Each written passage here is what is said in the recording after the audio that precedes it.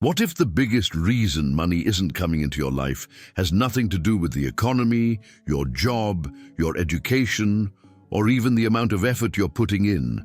What if the real problem is much closer than that? Right now, there are people with fewer resources, fewer connections, and fewer opportunities than you who are creating wealth at a level you can barely imagine. The truth is that every financial result in your life is being filtered through something invisible, something that influences your decisions, your focus, your emotions, your habits, and even the opportunities you notice every day. And here's the uncomfortable part. You may be trying to attract money while unconsciously identifying with the version of yourself that expects scarcity. Think about that for a moment. How can abundance enter a life that is constantly preparing for lack? How can wealth grow in a mind that expects disappointment? How can opportunities become visible to someone who has trained themselves to focus only on limitations? This is why so many people spend years repeating affirmations, visualizing success, and consuming motivational content without seeing real change. They are trying to change their results without changing the internal identity producing those results. Successful people understand something that most never learn. Money is not only attracted by actions, it is attracted by perception, by expectations, by identity, and by the stories you tell yourself every single day.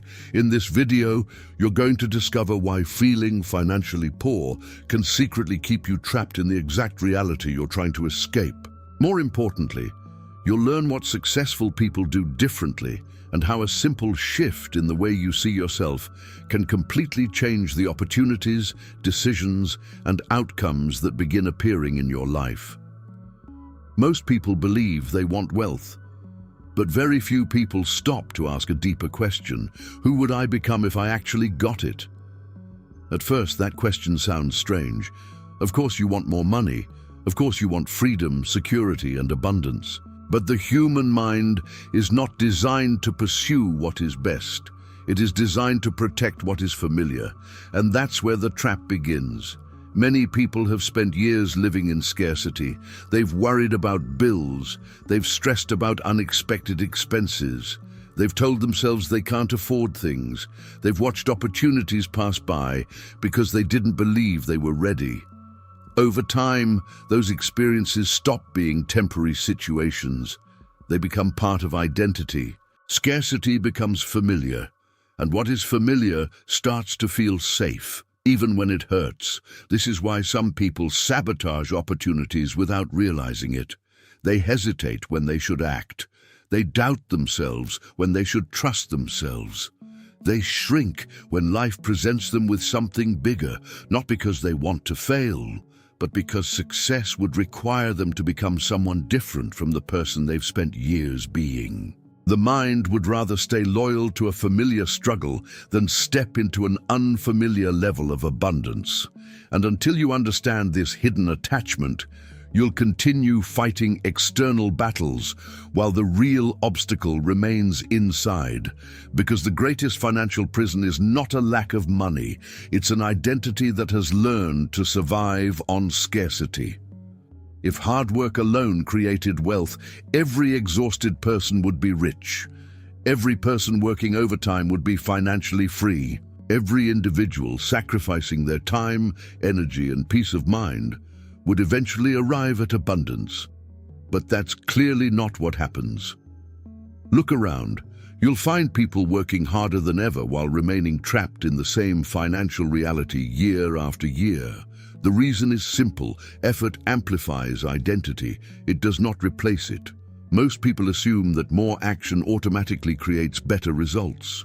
What they fail to realize is that actions are always filtered through beliefs, expectations, and self-image. Two people can work equally hard and produce completely different outcomes because they are operating from different internal programs. One person sees opportunities everywhere. The other sees obstacles. One person expects solutions. The other expects problems. One person believes they can create value. The other constantly questions whether they are good enough. The difference isn't effort. It's perception. Your brain is constantly filtering reality. Every second, millions of pieces of information surround you, but only a tiny fraction reaches your conscious awareness. And what determines what gets through? Your dominant beliefs, your expectations, your identity. If you believe opportunities are rare, your mind will find evidence to support that belief. If you believe money is difficult to earn, your brain will constantly notice reasons why success is hard. If you believe wealthy people are different from you, your attention will unconsciously ignore possibilities that could move you forward. The world begins to look exactly like what you expect it to be. This is why successful people often appear lucky. They're not necessarily seeing a different reality. They're seeing different possibilities within the same reality. Their minds have been conditioned to search for leverage, solutions, connections, and opportunities. Meanwhile, most people are conditioned to search for danger, limitation, and proof that things won't work. The result is predictable. One person moves toward expansion, the other stays trapped in survival. Most people think wealthy individuals have access to secret information. But when you look closely, something far more interesting appears. The biggest difference is not what successful people do occasionally, it's what they do automatically. Their habits are different because their thinking is different, and their thinking is different because their identity is different. The average person wakes up and immediately focuses on problems, bills, stress, obligations, things that could go wrong. Without realizing it, they train their brain to search for evidence that life is difficult. Successful people tend to operate differently. They train their attention toward possibilities, not because they ignore reality, but because they understand that whatever dominates your focus eventually influences your actions, and your actions create your results. Two people can face the exact same situation. One sees a crisis, the other sees an opportunity. One sees rejection, the other sees feedback. One sees failure, the other sees information. The event is identical, the interpretation is completely different, and interpretation shapes destiny. Now we arrive at a truth that most people never confront. What if part of you is actually afraid of becoming wealthy? Most people immediately reject this idea. They think, of course I want more money. But wanting something consciously and resisting it unconsciously are two very different things. The conscious mind may desire abundance. The subconscious mind may associate abundance with danger. This conflict creates invisible resistance. Many people want wealth, but they don't want judgment. They want success, but they don't want responsibility. They want abundance, but they fear standing out. So the subconscious mind creates a compromise.